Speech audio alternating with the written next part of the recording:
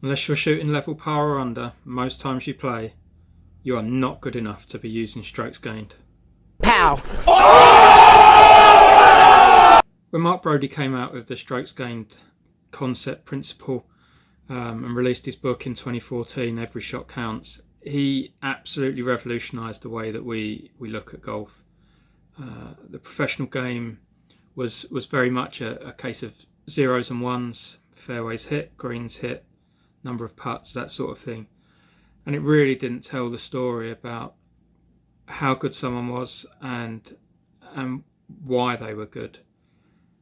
Now with data golf easily accessible by everyone, we can go in, we can look at individual players, we can see what it is that makes someone great, see why people win tournaments. And I think that for the players themselves, the professional players that is, they can really dive in and see what it is specifically about their game that they can work on that will take them to the next level, or see why they've fallen out of favour. My JT Justin Thomas video is a good example of that, showing his approach play statistics and how he went from hitting a greater number of great shots compared to his avoidance of bad shots, and how that relationship changed. Check that video out if you've not seen it. You'll get what I mean.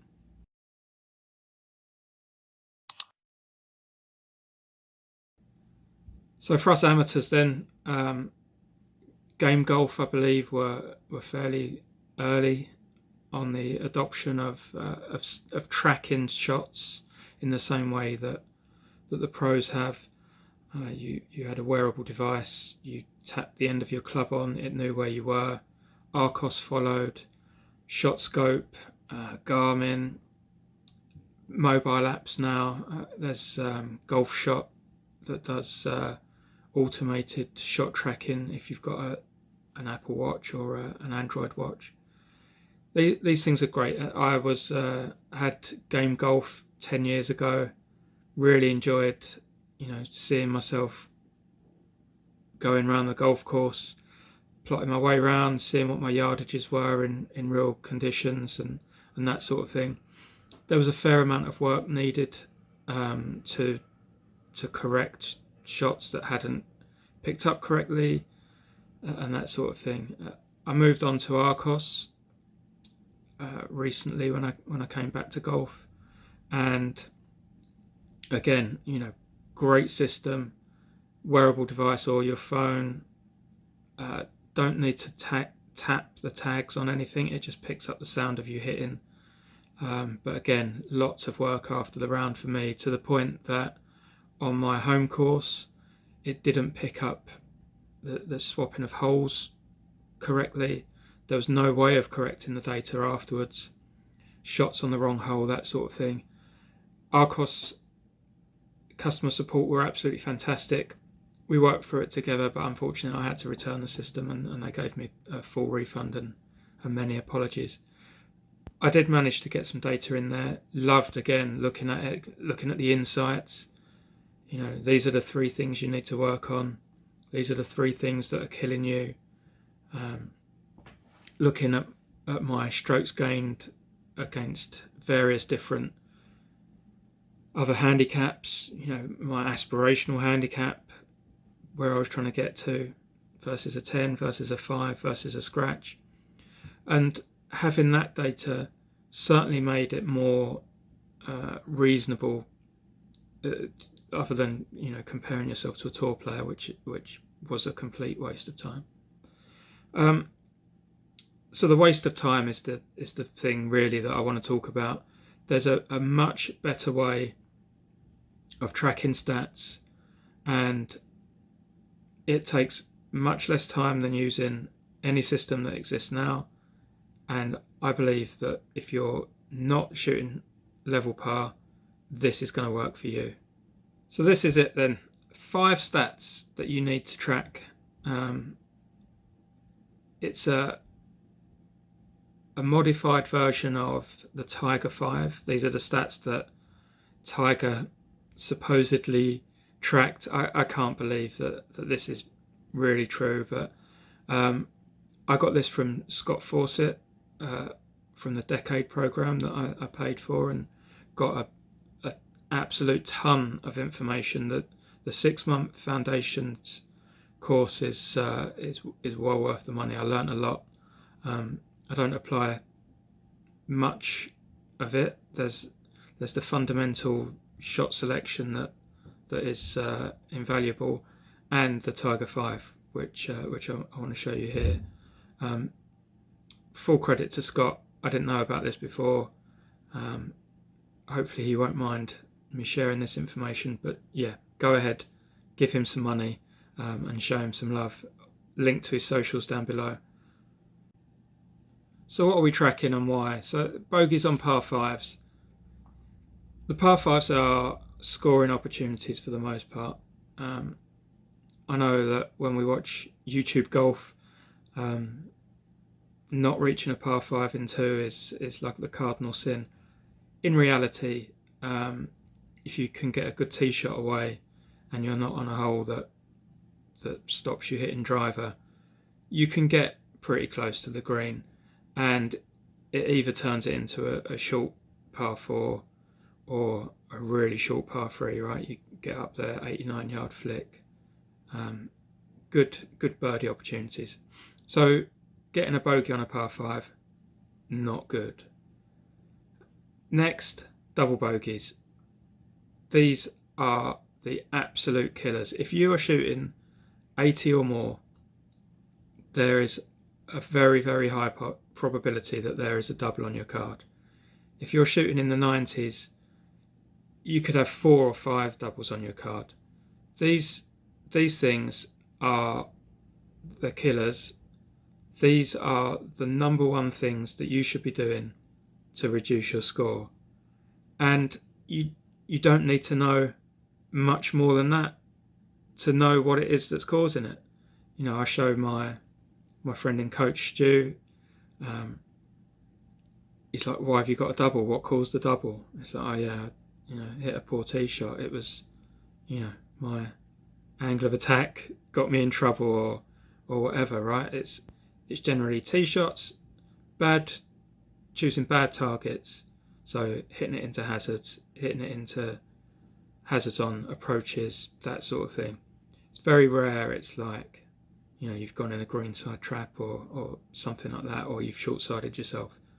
It's fairly obvious what you're doing, and fairly straightforward to fix. 3 putts.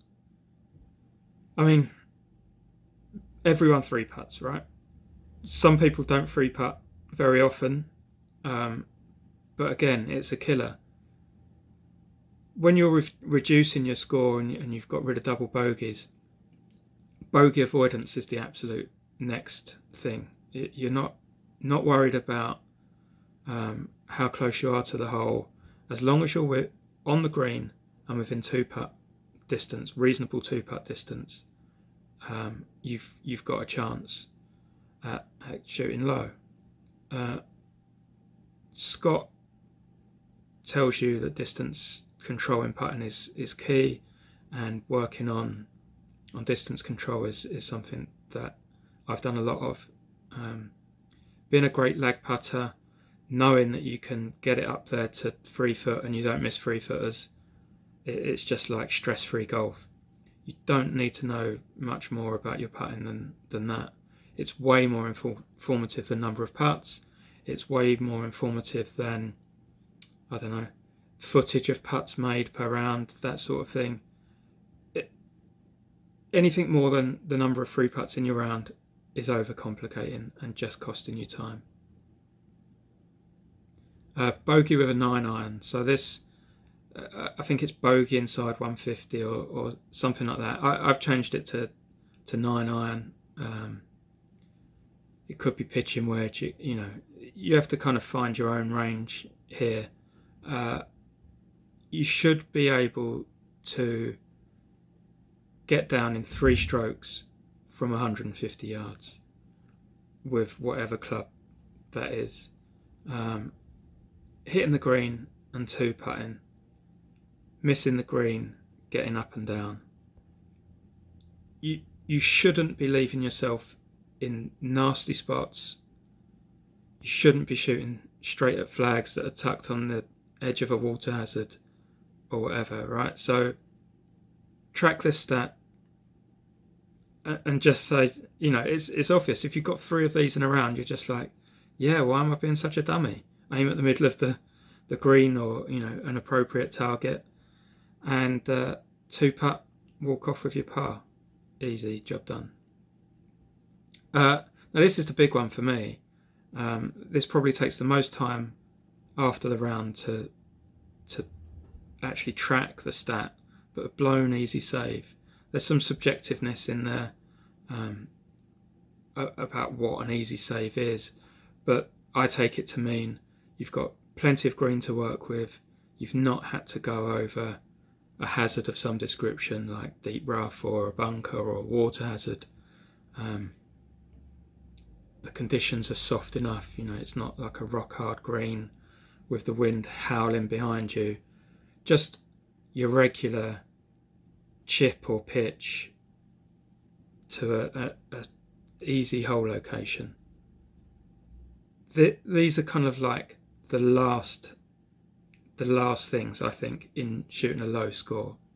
If you've got no double bogeys, no bogeys on a par 5, no 3 putts, no bogeys with a 9-iron, and you've got 2 blown easy saves, you know exactly what you need to work on, right? It's like all of these things distill the game down into the things that really make a difference to your score and are really obvious what you need to work on when you look at the numbers.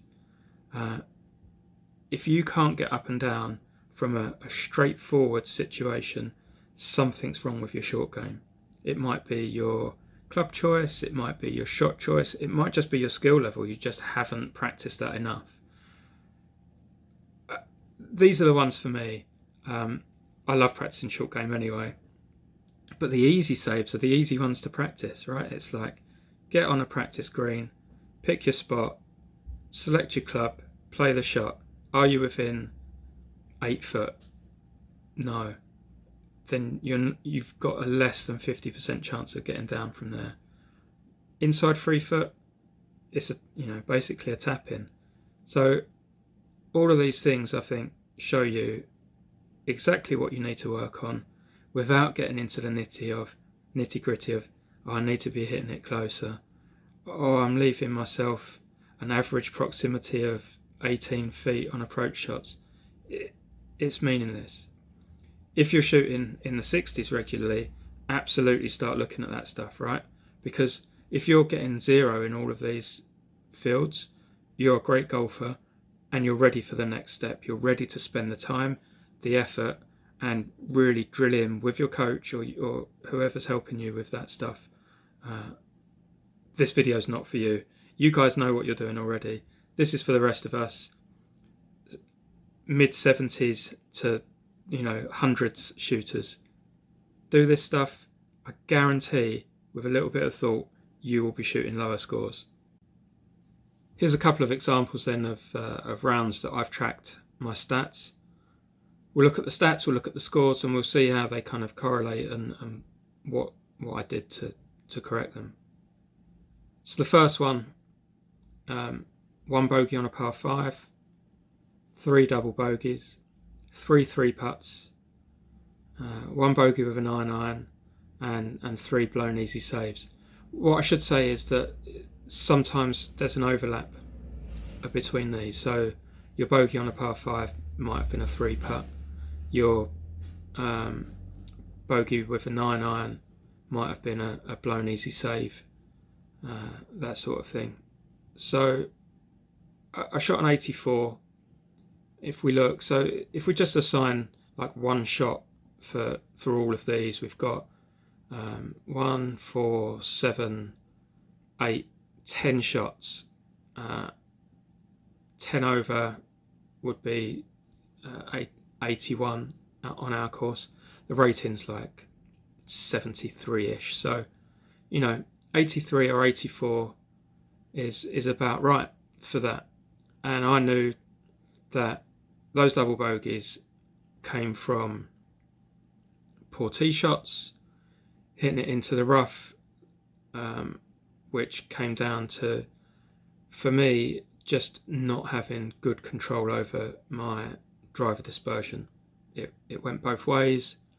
I could pick an appropriate target, but that target, was often not appropriate because I would just do something that I wasn't seeing in practice and was outside of my normal shot pattern. The 3 putts, all speed control, leaving putts short, a long way short, where the second one was not just testing, it was like unlikely to go in, outside 8 foot, just awful. And I was blaming the speed of the greens. The greens were significantly slower this year than I'd seen in previous times, but ultimately a change in technique, a change in intent, and a change in putter finally saw me able to get the ball close to the hole with my lag putts most times and kind of fix this. No secret to it. No, am I better at uphill putts or downhill putts or left to right? None of it matters. It's just like get the ball close to the hole, tap it in, move on. Bogey with a 9-iron. This is, something that's really easy to practice. Go to the range, get a 9-iron or a pitching wedge, find a flag or something to aim at it. Are you within 2-putt distance? That's it, right? And it's no more complicated than that. This whole thing is about saving you time and seeing what it is you need to work on. Get your 9-iron in your hand, aim at something, hit it close. When you're hitting it close, often, all the time, you'll see a 0 in this field and you will not be shooting in the 80s anymore. And then last but not least, the blown easy saves. 3 of them. Short game is difficult. For me, picking a target, a landing spot, I can do fairly well. Knowing how it's going to react with a different quality of strike off of different lies, that sort of thing, not so much. Recently I've made my intent much more focused on the hole rather than the landing spot and kind of just feeling it a little bit more, being a lot less technical. It's gone a long way to help. So on to another round then. This is 4 months later. My game's improved through using these stats and practicing in this way. 1 bogey on a par 5 still. I mean, we've got a par 5 at our place that isn't driver off the tee. There's new bunkering in place that basically makes it a 3-shot hole, squeezing out to a 2-shotter if you're lucky. So it's like, to avoid, there's a bunch of bunkers. To avoid the bunkers, I'm hitting 4 or 5 iron.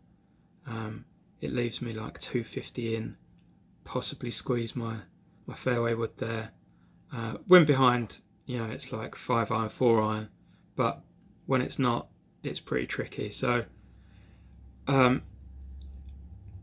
quite often don't have very far into that green, but still mess it up. Need to think a lot more about that particular hole and get myself in the middle of the green and trying to just make sure I get the par.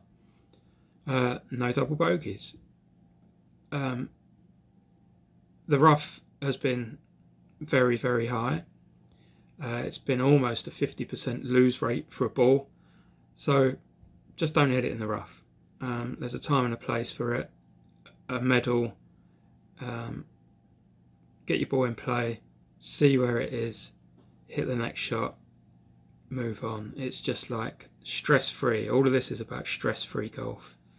3 putts. I practiced and practiced and practiced, as I said, really focusing on the head of the putter swinging, and my distance control has improved massively. There's so much more to it than that. I've done a video on my putting sucked.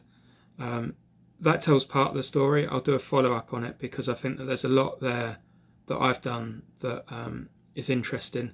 But ultimately, find a putting coach. Mike Clark at Precision Golf does fitting and coaching. He'll get you on the right track, and then you've just got to practice it. You've just got to sit there and just hit 30 footer after 30 footer. I've done quite a lot. Bogey with an iron. This is still a bit of a funny one for me. I still do get the odd shot. On the days where I'm playing well, my shot shape is super neutral. It'll be just like falling off one side or the other, never more than a yard or two away from my target. I used to get up to some par threes and just think, wow, I don't even know how I'm going to keep this on the green. Everything's going to miss left. I'm having to aim a long way right. If the wind was blowing off the right, then yeah, holding the green was impossible. So Stu's helped me get a lot more neutral, and my ball flight is quite a bit higher. So I'm able to kind of control how the ball lands, and that's made a big difference. 130, 140 yards, I feel really comfortable that I can get it on the green and give myself a really straightforward two putt. Again, easy golf. That's all I'm looking for right now. And then the blown easy save. There's two of them. It's not easy. Short game isn't easy. No matter how much you practice it, there's so many little variables to take into account. It's a work in progress. Luckily, I love practicing it. So let's say 3 shots there for like 6 over par. The other shots could come from not easy saves, right? I've left myself tricky shots. There's a really long par 3 at our place that sometimes hitting the green is difficult. If the green's hard, you're huge false front, and you can be like a long way back up a huge hill to the pin. If you're off to one of the sides or in a bunker or something like that, the deep pot bunker on links courses, I wouldn't count that as an easy save, and that can attribute to some of these. But once you're down to like this sort of level, and if I was having between 77 and 79 and most of these stats are 0, 1s or 2s, then you can start to drill into that stuff. But for now, shooting in the 70s, high 70s, I'm over the moon. It's an easy thing for me to look back and just go, yeah, made a bad decision with that tee shot, or trying to squeeze out 250 out of my fairway wood to reach in 2 on a par 5 got me into trouble and caused the bogey. I can just relax a little bit, really think about these and keep them in mind when I'm playing. What's going to keep a double off the card? How can I avoid a 3 putt? And I'm certainly not thinking about those things as don't do this is a negative thing, but just like, be sensible, avoid doubles, avoid bogeys, don't go chasing birdies, and good golf will come.